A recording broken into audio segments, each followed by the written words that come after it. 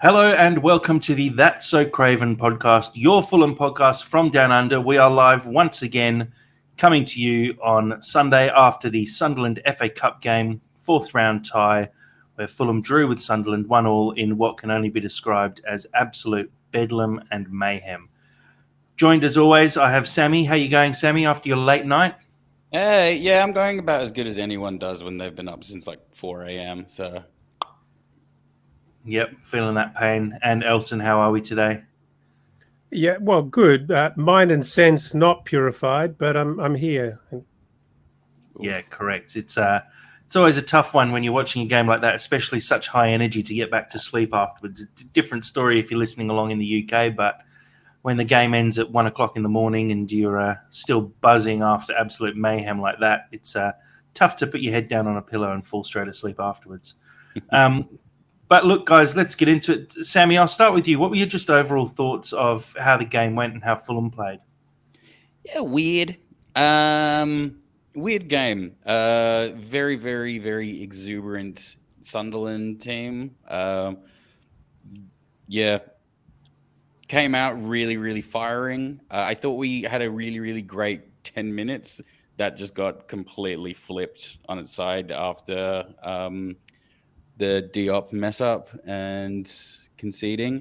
And then from there, the game proceeded to get very, very scrappy. Very, very scrappy. Elton, your thoughts as well? When I finally got my broadcast link up, I heard that Sunderland crowd, and I thought, they're up for it, and they were making a lot of noise. And look, it's one of those things. I think we talk a lot about Marco Silva, the genius, and it felt like he had the game plan, but some of his chess pieces went rogue and didn't quite do the business. And it's difficult. He wants to have a cup run. He's put his stake in the ground. He said so publicly, but you then have to judge the opposition by the team you put out or start with. And it doesn't matter what game you're playing, what level you're playing. If you go a goal down, you are suddenly chasing the game. And for 30 or 40 minutes, we didn't have the quality to equalize that and go in front quickly enough. And so it was difficult. And then it got desperate and got a little bit fractious, and people started getting very frustrated. I think the whole world thought Polina had a yellow card when in fact the commentators just led us down a blind alley, which was pretty funny because everyone on Twitter was talking about, panicking that Polina got another yellow. But look, probably on balance, a fair result. Very exciting game, but clearly unfortunate that we've earned ourselves yet another fixture. Yeah, it was an interesting one, and you made a good point as well about the side that we put out, and just the general feeling of a cup tie. It really did feel like a cup tie where you've got the underdog side who are obviously way more up for it because they have nothing to lose. There's no points at stake. It's just a cup run at the end of the day. And so they were up for it, and their fans came down, got an away day at Fulham. You know, Sunderland, you have to remember, haven't been in the Premier League for 10 plus years, maybe. And so trips to Premier League teams are like gold dust for teams in the lower leagues. I mean, I think Sunderland on their current form, and based on the fact that they had a very young side out there, the commentators were rattling through the ages of those players. A lot of guys in their very, very early 20s or even younger. And then obviously we saw a 15-year-old come off the bench as well in the last few minutes, and we'll talk about that later. But it did feel like they just wanted it a little bit more. And so even though we probably produced more quality chances than they did, they had a little bit more heart in it. And I think it's also part of the fact that we put out a fairly strong starting 11, but you really do see the difference between our starters and the guys who sit on the bench when you make those wholesale changes. I think when you have to sub in someone as a one-off, talking about replacing, maybe not Mitra as such, but replacing Robinson at left back or replacing Polina, bad example as well, replacing Reed in centre mid. or replacing Willian on a wing, if it's just one position, it kind of gets hidden a little bit more. But when you make 5 or 6 big changes to the side, it really makes a big difference as to how we actually play. And that seemed to be very obvious last night. That's a huge point for me. Huge. Yeah. It's it's very subtle and very nuanced, isn't it? But you make so many changes. And what I felt, never really thought about it that hard before, but you take out Robinson, Reed, BDR, Mitro, even Willian to a degree. Those guys are high energy, and they're players that concentrate hard, and they're focused, and they're really in the game. And I felt that was an element that was missing, certainly in that first half. And it's not just high energy as well; it's high quality. Yeah. Their ability to pass the ball, make the correct runs, pick out players. That's what we were missing yesterday, and it was really obvious. And you see it when we brought on Willian and Mitro and Kearney as well. No, not Kearney. Sorry, Reed. Reed. It just felt like there was a change there. And Sunderland, it felt like had been on top for most of the game. And those 3 changes all of a sudden put Fulham completely on top. The last 20 or so minutes, I know Sunderland still created some chances, but really it felt like Fulham were the more likely side to win it at the end of the game there. I don't know about you guys, but I had post-traumatic stress experiencing Rodak in goal again. That was I forgot what that feeling was, and it just really highlighted for me how important Leno actually is, because the fear that Rodak puts me under, it's like I'm all for kind of like high anxiety games, because I think that's what makes the game special. But oh my god, I was about to like literally puncture a lung. Well, let's have a look at the lineup and talk about some of those changes. And Rodak was quite an obvious one for me. I think in your cup games, your reserve keeper more often than not will get a run out. But like you said, Sammy, there is a considerable difference between Rodak and Leno. I've always been a big fan of Rodak. I think he's a good shot stopper. I think he handles himself pretty well aerially. He's not bad with his feet as well, but it just shows that difference when you get someone like Leno in goal over Rodak, how much calmer it all feels, and just how much better Leno is than Rodak. And it's nothing against Rodak; he's still an international keeper, but Leno is just a cut above. Yeah. Elton, your thoughts on the back line? So obviously Tete started. I was personally surprised that Tete got a start, but I'm glad he did. And Ream and Robinson both rested. How did you feel our defence handled what was effectively across the back 5, 3 out of the 5 players getting changed out for this game? Sorry, you're distracting me. The name of your striker is distracting me on your team sheet. Yeah, I was gonna. BBC pick up the randomness of Brazilian names, and they pick up 2 random names rather than the 2 names that he's actually known by. Okay. Oh, yeah. Okay. Cool. Look, Leno versus Rodak is probably Robinson versus Kazawa. Kazawa, I actually think he's not a bad player. He's not a bad backup. I like that he's actually starting to get some attitude as well. And the more minutes he has, just the more he seems to be part of that team, and he feels confident enough to be a little bit confrontational and actually impose himself on the game. So I look, he's not Robinson in terms of speed, but forgetting Robinson, who's a relatively quick player, he just seems a little slow, and his decision making certainly isn't as quick as Robinson for me. Not surprised to see Ream out of it. He deserves a rest, and he's a more important player for us in our upcoming games. No question about it. I'm sure they'd love to have given Tete a rest as well, but we have a problem there. And without putting Bobby Reed at right back, what do you do? Yeah, and then so there's no surprises to me here in how we lined up at the back. But in answer to your question, how did I feel they went? Geez, maybe it's more a comment on Leno commanding the defenders and probably the influence that Tim Ream has in keeping them alive that perhaps wouldn't have seen that Diop error, which I have to say was quite Tosin-esque. Yeah. I know that's It something was- that you've always been worried about with Tosin. He gets caught with the ball, Yeah. overthinking it, and it takes too long. And that Not guy, even maybe sure they if it's did their homework. overthinking it. I feel like sometimes he's just a bit slow when he actually makes his decisions. I think his decisions are usually the right ones, but he just doesn't have the ability to quickly get the ball out of his feet. Yep. No, I think that's fair. So that would be bullying then if we picked on him, wouldn't it? A little bit. Anyway, Sammy, I'll ask you the front five there.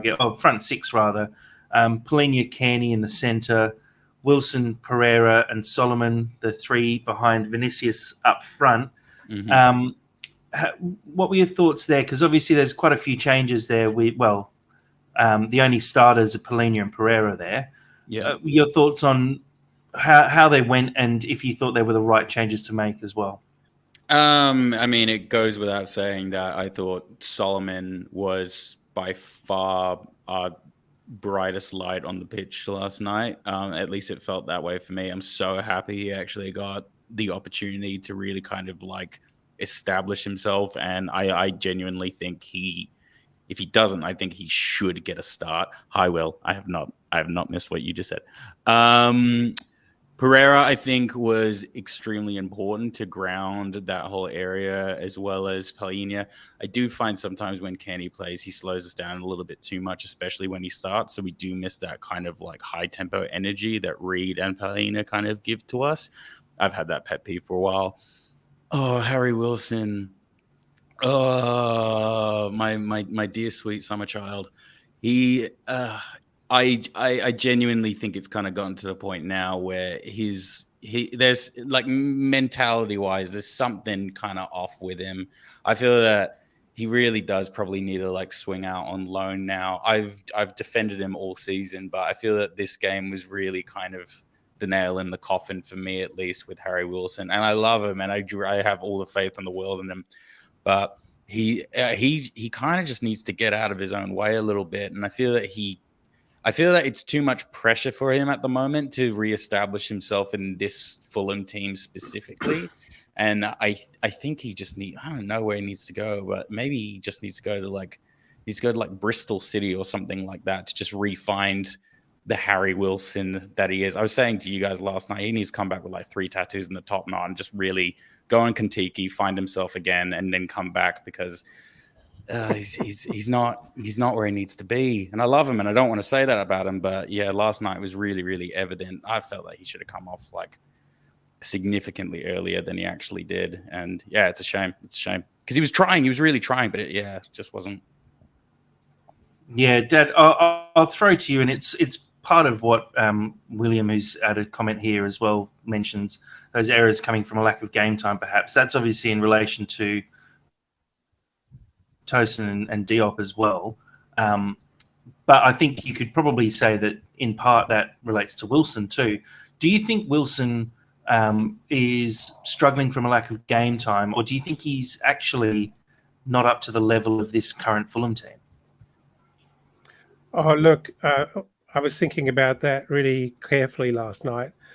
And we've talked about this. I thought you covered that really well, Sam. I thought you covered the Wilson Thank you. story really well there, because there's no doubt in anyone's mind, surely, he tried really hard last night. And he actually had a lot of opportunities.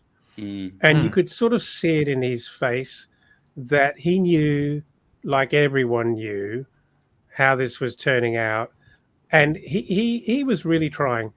But Yeah. the problem for Harry Wilson is that he's not a proven Premier League player. And if someone says he is, I don't think Harry Wilson himself believes that. I agree. He had a fantastic season last season. He comes in, he gets an early injury, which is really tragic. Because if you look at Cabano and compare and contrast those two, they both come up into the Premier League. Cabano has the opportunity to play a hatful of games, does really well. He must have incredible self-belief. And when he's back and fit, provided that all goes well, you can imagine him coming back in and still believing in himself. And I think there's a big gap there between what, not just coming back from injury and getting match fitness, but it's the gap in self-belief. And I feel really sorry for the guy, but it isn't really working out within this team. His timing, he needed to get his act together in terms of proving himself before Solomon was fully fit, and it hasn't happened. And I know they're playing on different sides, but we've got if you look at that page, we don't see, there's no Willian, there's no BDR, there's a lot of competition, and there's no Dan James. There's a lot of competition for places. So I feel very, very sorry for him, and I hope he does get a really good loan deal that's really effective for him, because I still think he's a good player and finely tuned and confidence, top knot or not. I'd love to have him back in the squad, really fighting for his position and pushing us or pushing other players. I thought, like everyone in the Fulham fan base, I thought Solomon getting his opportunity was perfect, and he grabbed it with both hands. And this guy's good. I think Jack tweeted something last night, which I thought was probably very widely felt, and it feels like it's a new signing. Totally. And he's quick, he's tricky, he's aggressive, and he's confident. He believes in himself. He doesn't think the Premier League's out of his league. No way. That goal, that shot that Pereira had, where he runs down the left-hand side, and he the ball's going out for any other player. He makes the effort, passes it across, nearly impales himself on the barrier, and he had such a good game across on so many levels. I am so happy that he's back. Or he's not back, I guess, but he's back and available for us, and he's a force. I thought, well, how can you criticise Tom Kearney? I know what you're saying about tempo, but we are playing Sunderland. I thought Kearney was pretty good last night, and his goal was outstanding, absolutely outstanding. It's just a personal peeve that I have. I'm just not huge in this gameplay. Without diving in too deep, I was disappointed with Vinicius, who I also like, and I also really want to do well, and I want Mitro to have a really, really great backup and partner. I thought it worried me that he just doesn't find himself in those magical places, gambling at the far post. You know what I mean? He just doesn't find himself there. There were, Pereira had a lot of space last night, and boy, didn't he show his quality. He put a lot of really good crosses in that I think Mitro would have been all over. And Vinicius didn't seem to be in the right places. One thing as well that was really, really frustrating me, I touched on it with you guys as well, is I do agree what you were saying, but I think the key thing is Mitrovic is good at establishing himself on the pitch, as well as just being that strong person, that target person that we need. Whereas Vinicius was just trying to get into a pissing contest with basically everybody. And I forget exactly what moment it was, but he actually missed an opportunity. Oh yeah, it was the ricochet off Pereira's attempt at goal, which ping-ponged in a really, really weird way. But he should have been there, and he was having an argy-bargy with one of the defenders because just watch the ball, man. Just watch the ball. Well, I think he was starting to get quite frustrated as well. Yeah, and I get that, but you need composure. I think that's a bit harsh, Sammy. I think the defenders were putting in a lot of effort off the ball on Vinicius. I saw a couple of times where the ball was nowhere near him, and they were shirt fronting him off the ball. It was fair frustration because at that point you're talking about where he could have had an opportunity. It didn't go close to him, but I know what you mean. he had been basically shoved off the ball by the defender. So I think that's a bit harsh saying that he should have been on it a little bit more, because that happens to Mitro as well. Mitro constantly gets caught out by the defenders who get up in his grill and put him off his game.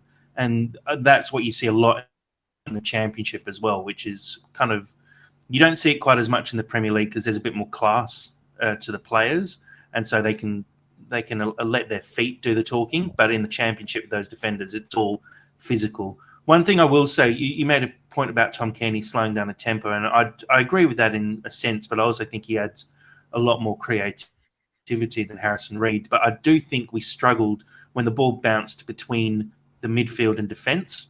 Harrison Reed is always there sweeping up. Tom Cairney is not.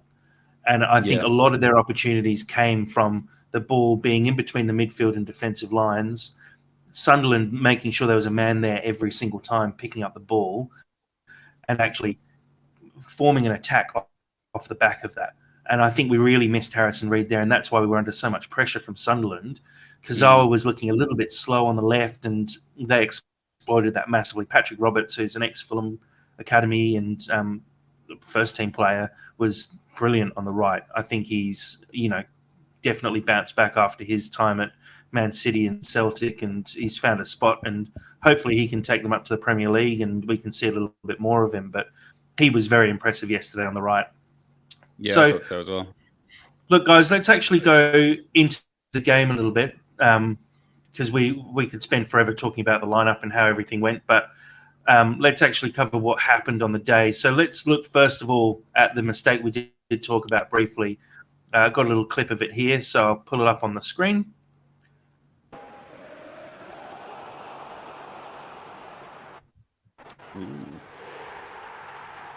So yeah, we see Diop just hesitating a little bit on the ball.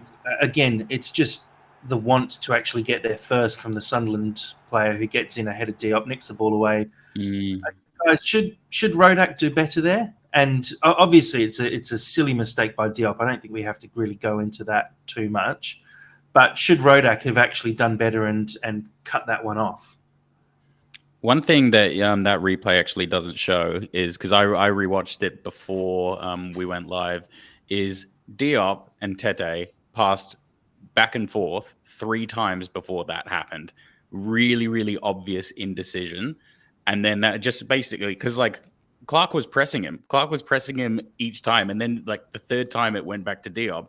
All it just did was just chase him down, because he clearly had no idea where he was going to go, because that's why he's just going back. I would say, though, that's probably props to Sunderland for their closing down, because I agree. When you do see that happen with 2 players passing the ball back and forth, what that means is Sunderland have marked all our options out of the game.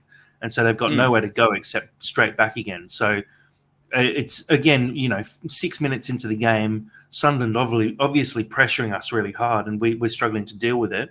And it's forced a mistake. Yeah, no, totally. Credit to him for that. I mean, absolutely. And one thing I would say is that I thought Sunderland did their homework brilliantly. They really, they actually had good plans, really, really good plans. And just the way, the channels they actually moved in and how they actually pressed certain players very hard, very effective. So, look, whatever, that's still, Issa Diop is a Premier League centre-back, should have done better. Should have done better. He gets more pressure than that every week in the Premier League. So that's a preparation thing. That's just not getting into the game mentally quick enough to be ready for that. That stuff happens all the time. I know it's a bit harsh on Rodak, but I would back Leno to save that. I would actually back him to actually parry that wide. He's superb one-on-one, so I think that's probably a fair call. That it's sort of looked like there was a bit of indecisiveness there from Rodak, and I think going back to what William mentioned earlier in his comment, it comes down to a lack of game time. If you're playing every week, you are more likely to save something like that in a one-on-one situation where you're just a little bit sharper. He looked like he came out, didn't really have any idea what to do, and just tried to make himself big rather than watching the striker and watching him open up to side foot it to the other side of him. I agree. Leno would have saved that. I'm going to say it's a quality thing, Jack. I think you could give Rodak half a season and he'd probably still not save that, and Leno would Yeah, 8 times out of 10. I think it's a mentality. I think it's the ability to read play. I think it's the ability to understand how an opposition is going to get forward to you. And because Leno does it, we kind of take it for granted of how well he does it and how commanding he actually is. Like I feel like a lot of the time, like Rodak kind of just looks a bit like a scared little boy. Like he doesn't really have the best composure, and God, it stresses me out so much. And you know, that's not a Tom Cairney shot from close range where he's weaving between players, slightly obscured. If you think about it, there's a few passes which lead up to it, so you can see positionally what's going on. There, you know, he's 10, 15 meters outside the box when he runs at Diop, takes the ball off him, probably runs another 10 meters before he has a shot. So Rodak's got a lot of time to position himself. I know we're being really critical, but that's what we do. And we're actually comparing him to Leno. I think Burton Leno would have done a better job. Also, Rodak's massive. He needs a break. He needs a break, and we're playing a cup tie. Yes, we want to run, but Silva's trying to manage everything, give people time, and save our legs. So it's a balancing act, and you can have all the plans in the world, but people have to deliver. Totally. Yeah, definitely. So look, that was 1-0 down, and like we said, you know, Fulham had a couple of good opportunities in the first half. We saw Tosin head over from close range, having headed the ball into the ground. Harry Wilson, a couple of good shots on goal, but wasn't. I mean, he definitely tested the keeper, but are you guys still there? Sorry, I've just lost internet. Definitely tested the keeper, but wasn't really doing enough for me. Like we've spoken about, he played well, but it wasn't brilliant. So the half sort of went out. Oh, now we've lost Jack. Yeah, maybe he'll come back. Well, let's keep going. Look, I mean, I guess Jack was. I think Jack was talking about where Harry Wilson was finishing up, and I feel like we've said all we can really about Harry Wilson. I just think that Silva had to. He cut his cloth with that starting lineup, and he had no choice but to carry on for the half. To substitute Mitro on as soon as we went 1 goal down would have been kind of crushing for Vinicius, A, and B, defeats the purpose of resting Mitro. You back, Jack? I'm here. Hello, Sorry, Jack, lost you back? power. No, you're right. Yeah. Okay. I lost power in the house. Oh, wow. We were just talking. I was just mentioning that having gone a goal down, but actually set out your stall with that starting lineup, what's Silva to do? You can't make wholesale changes. You can't drag Vinicius and bring on Mitro and say, go and get us a goal. It would crush Vinicius, and it would actually not give Mitro the rest he needs. Yeah. And so you would expect us to establish some composure. And it didn't really happen. But, you know, the crowd's going wild for Sunderland. Good for them. We weren't very loud at all. We were quiet. We were coy. And, good for them. It was very exciting. And, you made the comment before, Jack, about quality versus effort. I think Sunderland showed just how dangerous effort and really being up for it can be. Because they just harassed us and just didn't give us any time. And they pressed quite cleverly. They weren't pressing everywhere. They just pressed in little soft underbelly spots that they obviously did their homework and knew we had. I shudder to think what our game would have been like without Solomon, to be honest. I feel that he was everything to kind of like keep us afloat, in my opinion. I guess the biggest chance of the first half, though, for Fulham was the Pereira volley. which was somehow cleared off the line. Just pure luck at the end of the day. So yeah, as I said, we came in at halftime 1-0 down. It did seem a bit like it was going to be one of those days. I saw a lot of tweets saying, "Geez, this is Fulhamish." It really did feel like we weren't going to get anything out of this game, and Sunderland would quite rightly actually deserve to win the tie. And I think I tweeted at halftime that it didn't feel like Fulham had any chance of actually winning this game based on the way we played in the first half. But the changes in the second half did make all the difference. And obviously it was Tom Kearney who broke the deadlock. Let's have a quick look at his goal here. It was just an absolute classic. Yeah.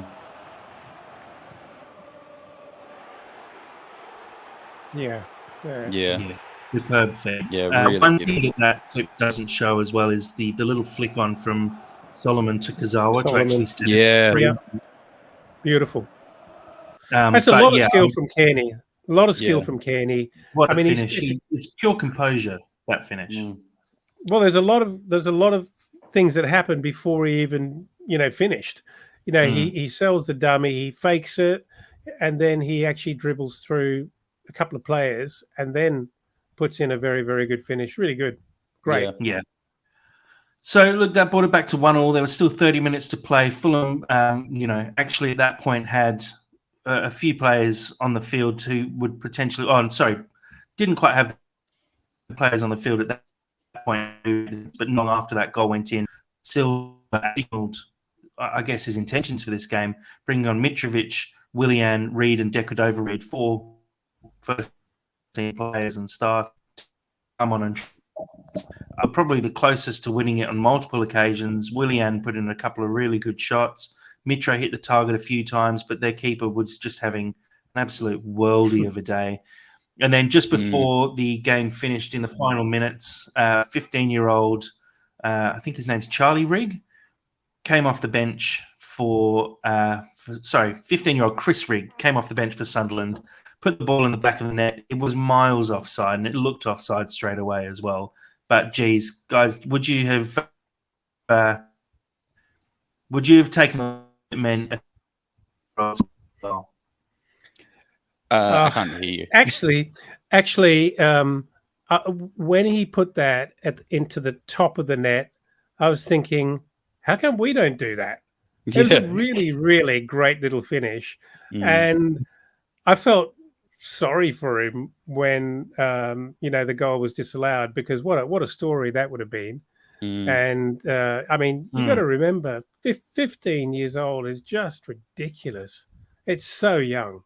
It's so young. 16, there's plenty of 16, 17-year-olds, but how many times do you see 15-year-olds making an impact in high levels of professional football? It's unbelievable. He's like 3 years off being a very young player in a team making an impact, and 5 or 6 years off being a starter in a team and still being very young at that point as well. So it's similar to guys like Carvalho, Harvey Elliott, Sessegnon. We forget that these guys are still in their teens and early 20s, even though they felt like they've been around for ages, but they're so young. And it'd be interesting to see how he goes in the future, because if you're 15 and coming off the bench and making an impact like that, and he looked good on the ball as well when he had it a few times. He looks like a talent, and the commentators said he's been known around Sunderland for a while, but I was impressed by Sunderland and their youth policy, I guess.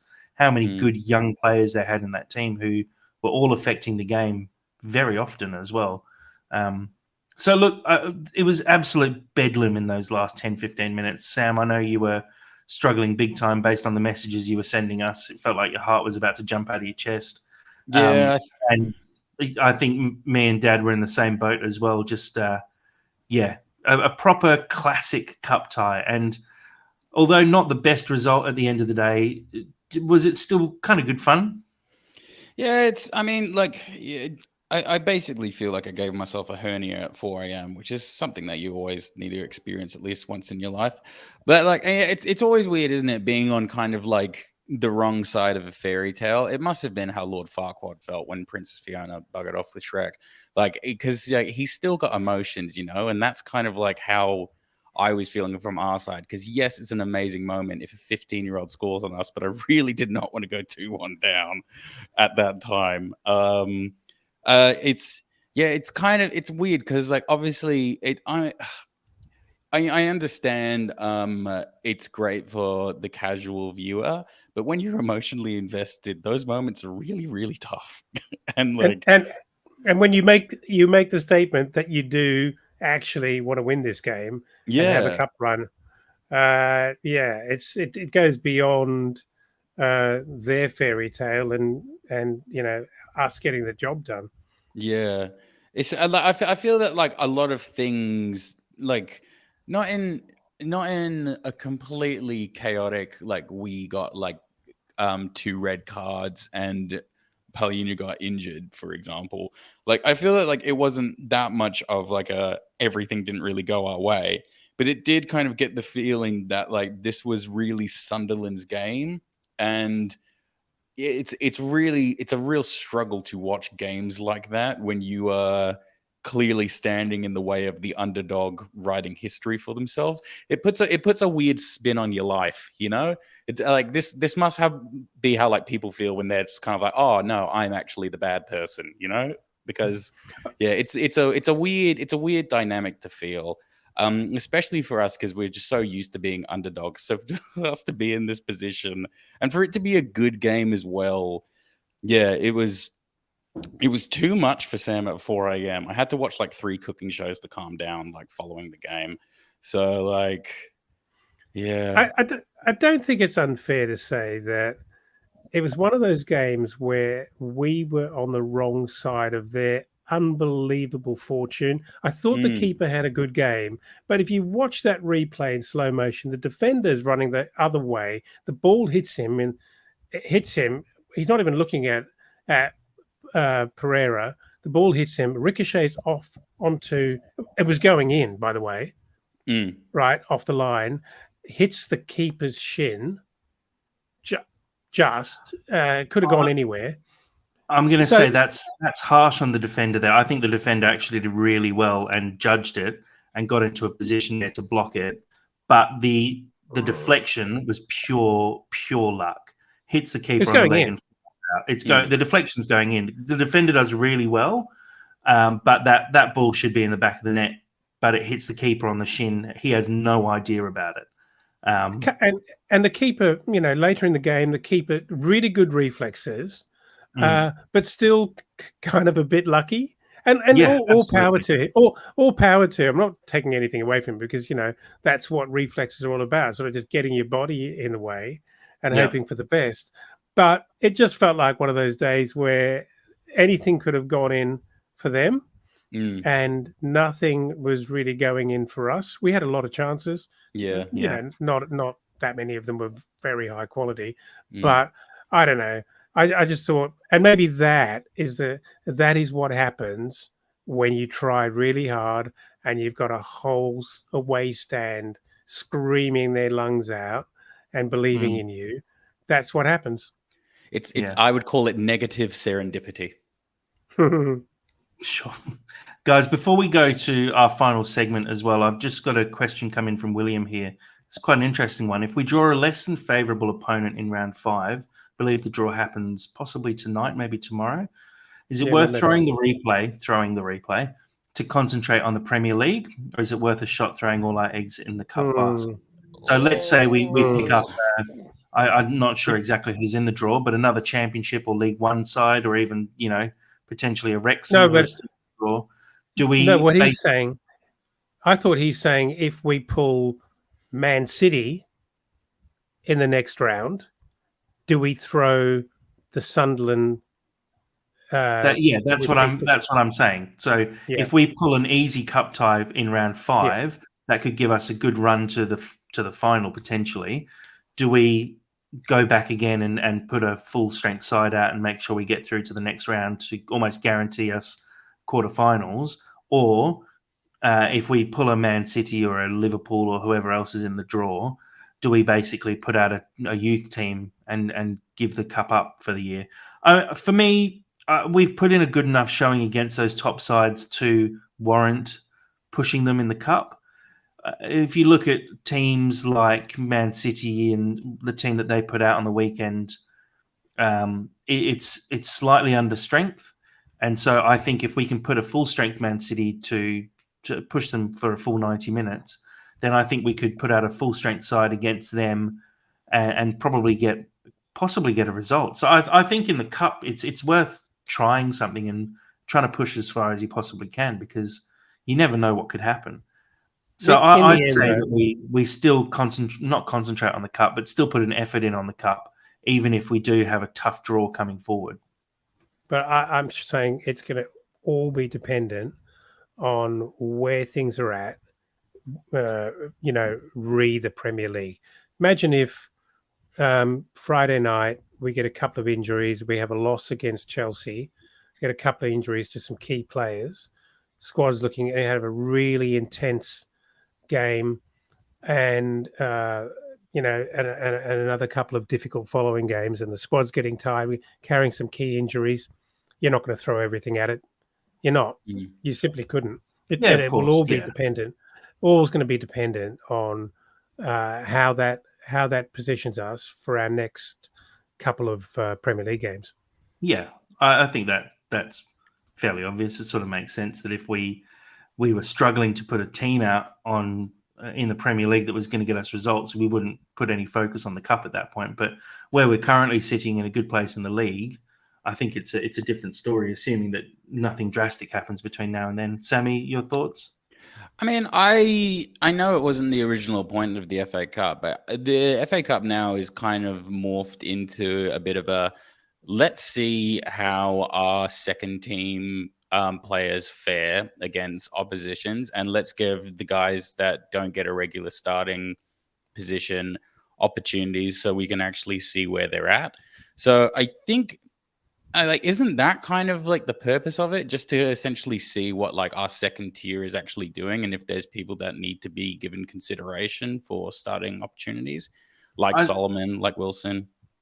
I think it is in the early rounds, but when silverware all of a sudden becomes a genuine possibility, if we do beat Sunderland and we get a League One side in the fifth round, all of a sudden we're looking at almost guaranteed quarterfinal spot, and then anything can happen. You have to win 3 games from there against probably Premier League sides, but potentially like mid-table to lower table Premier League sides. Like you might come against Bournemouth and then Nottingham in the semi-finals, and all of a sudden you're in a final against Man City, or could be in a final against Everton or something stupid like that. You never know what could happen at that point.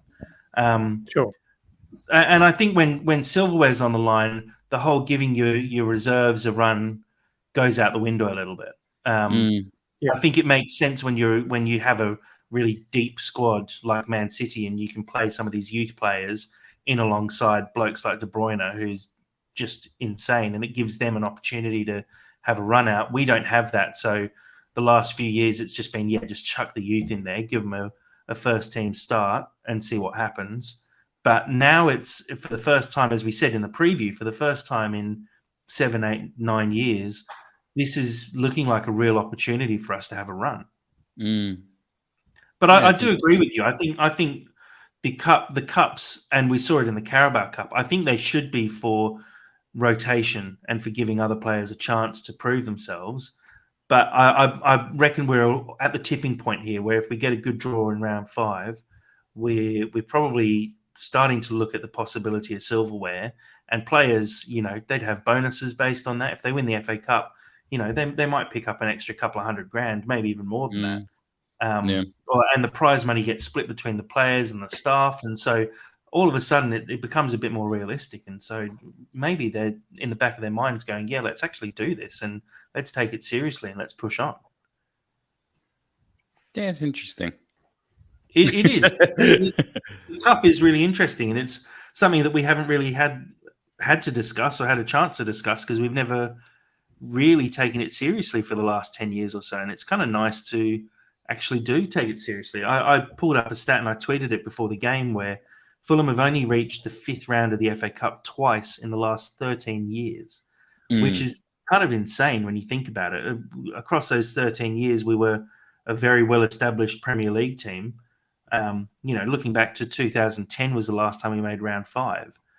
We were a proper Premier League team for 3 or 4 of those years before relegation, and then even then we're in the Championship and going up and down. We should be making it further than that, and we haven't. So it's one of those things where, because we haven't had an opportunity for such a long time, maybe it is the time to have a bit of a cup run, because you never know what will happen next season as well. If we're in a relegation dogfight next season, which is very possible, then the cup takes a back seat again, and you chuck your under-21s in and give it up straight away. So, when the opportunity arises like it has at the moment, maybe it's one of those times you just have to take it. Yeah, I think so. If I was Silva, I'd take it. Depending, it wouldn't matter to me like what you would draw next. You just take it each game at a time. And I think, going forward, especially considering this game, I think we're at a point now where we just got to put our best foot forward. Maybe that's at the sacrifice of the league, but I haven't been put in this situation before, so I don't know. I don't think it'll ever be at the sacrifice of the league. I think if we do start to struggle in the league, we will put more focus on that and put that first. But as William says here as well, it would be great for team confidence to go the distance in the cup for sure. And I agree with that. You saw it when we went all the way in Europe, how much it galvanizes the squad and how much of a tight-knit group they are. And you perform in the league if you're performing in the cup, and vice versa. So, and it fires up the fans, and that absolutely gets them behind the whole club and across the board. And once you get to the semi-finals, it's another trip to Wembley as well. So people will be up for that, and hopefully Fulham do put a bit of effort into going the distance and trying to make it the whole way. So look, guys, I think we've covered off the game there. Looking forward to the replay. I'm not sure on the exact dates of that, but I assume it'll probably be a midweek replay. It's usually how far ahead would that likely be?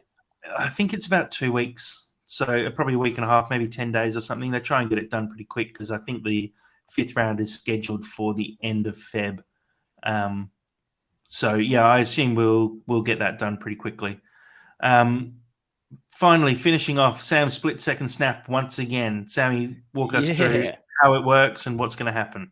Okay, so it's essentially a would you rather scenario. I'm going to play you a scenario in your brains that's going to kind of link to the game that we've just discussed. And then if anyone has any better names for this segment, I want to hear what they are, because I'm just going to keep putting that out till we get a better one. So in light of this, let me get my pitch up. So, okay, in light of the youthful exuberance that we saw last night, some players age phenomenally well, and sometimes you just need to trust in your youth system, like Charlie Boy, who essentially came on and had his shining moment. But as we've seen with Fulham, some players can age extremely well, like Yareem and Willian, and some players you just don't necessarily know. So with that in mind, one player that we... So get this in your brain. Get this in your brain hole. So I'm going to give you a choice. Yeah, just go with that. I'm going to give you a choice you can either go the player in question that I'm going to say to you, 20 years older, or you can put your faith in Jack's son being 20 years older, so a 22-year-old Alfie. So Jack, this is going to be the hardest for you, because you're going to have to choose between. So I'm going to give you 5 options, and it's going to be that player 20 years older or a 22-year-old Alfie. Now Alfie might be amazing in 22 years, or he might be really, really exuberant and a lot fitter. We don't know, but you're putting your faith. Okay. So with that in mind, that is the concept. So we're going to go 20 years older Solomon or 22-year-old Alfie. Which one do you go? I think this is going to be a weird quiz, Sam. It's always going to be a weird quiz. You just got to go. Yeah, but even a 60-year-old Tim Ream, I'd take over Alfie at the moment. But that's just Tim Ream. You wouldn't? Would you take a 60-year-old would you take a 60-year-old Vinicius? I'm not sure. I'll go. First one, I'll go Solomon. You're going Solomon? Yeah, me too. Yeah, me too. Skill doesn't actually fade. Yeah. Okay. So would you go a 20 years older Vinicius or a 22-year-old Alfie? I think if we got Alfie in the gym really early I think you do him. Vinicius, I think, is going to implode. Yeah, I agree. He's going to get a Ronaldo big up. Mhm. I mean, the original, the not the Portuguese R9. Ronaldo. Yeah. He's going to get a beer gut. Okay. I mean, he's still young. He's only 27, so he's 47 at that point. Yeah, he's probably past it. 22-year-old Alfie Run back. Why not? Okay. All right. 20-year-older Canny, which would probably be about 52 at this point, or 22-year-old Alfie. TC. I saw Really, those quick TC? feet. Yeah, he slows down the game. So how much slower can you really get at 52? That's true. Yeah. I'm going to go 22-year-old Alfie because I could not stand a 50-year-old Tom Canny. I love it. He'd just sit on the edge of our box and pretty much not move from there for the rest of the game. Dad? Yeah, I'm going Tom Kearney. Yeah. Right, okay. 20 years older Andreas or 22-year-old Alfie? Yeah, Pereira for me every day of the week. Yeah, sorry, Alfie. I'm picking Alfie. I don't know where Andreas is going to be, but I imagine he might not have the same bite that he's been giving. And finally, 20 years older Tosin or 22-year-old Alfie? Oh, I'll take Alfie in that point. It's the only time he gets a win for me. Yeah. Alfie's gonna take him. I'll give you another 5 years. I do love Tosin. I think we're a bit harsh on Tosin sometimes. I do love him. I think picked him up for 2 million. He's played probably close to 100 games for us since then. He's only 25. He could easily still be 3 years away from his peak. So I think we're a little bit harsh on Tosin, but yeah, at 45, I think Alfie hopefully he'll have a bit of speed by 22. So we'll see. I'm looking forward to his peak. And that's the game. That's the game. You did great. You guys have fun every time, and you get scared every time. I love it. It was first one was better. Keep working on that, Sammy. It was good. One thing before we finish, I'll just mention a couple of bits of transfer news because we did cover them in the last episode. There's some talk about Josh Onuma at the moment. His contract looks like it's going to be actually mutually terminated by Fulham, allowing him to join probably West Brom for free. So for people who don't understand mutual termination of a contract, basically the club and Onuma come together and say, your services are no longer needed, and Onuma wants to leave the club as well. So they both agree to rip up the contract, and he's then free to move whenever and wherever he wants. I think the free transfer deadline is potentially the start of March, meaning he's got some more time to make a decision on his move. So that's one piece of news. The other is obviously Sasa Lukic. That deal looks like it's very, very close to going through now. And another bid was put in for Andre as well. That happened late on Friday and was reported on Saturday. Fulham have gone back with a better bid. So over the coming days, I expect we'll get a little bit more news. And obviously the window closes in just a couple of days. I expect we'll probably see Lukic and potentially Andre come in before then. And you'd assume Suarez is very close as well. Quick question here from William as well. What would be the plan for Duffy if we make him permanent? There's been a lot said about Suarez coming in as a loan deal and therefore us having too many domestic loans. One of the solutions has been, I don't know if you saw actually, Marco Silva mentioned that he has plans for both Duffy and James to become permanent deals by the end of the season. Duffy seems like he's going to be a cheaper option before the end of the season. I don't know how much we'd have to pay for him, but I wouldn't be surprised if it was less than, it could be a couple of million, at max maybe 5 million. Dan James, his value is a little higher. I've heard it's around about sort of the 10 to 15 million, more around the 12 mark. I guess with both of those loan players, they have a bit part role rather than a full position in the squad. They're only ever going to sit on the bench realistically. I don't know if you guys think any different about that, Dad. Yeah, how old is Duffy? Oh, he's in 31? his 30s. Yeah. I don't know. I know very little about him. I've seen very little of him. I can only imagine that I don't know what his wages are, but what a boring life. To literally be paid to train, sit on the bench with really no prospect of ever coming on, and now that's going to be converted from a loan into a permanent deal. Can he really be looking at this team and thinking, "I'm going to play a part"? I can't imagine it.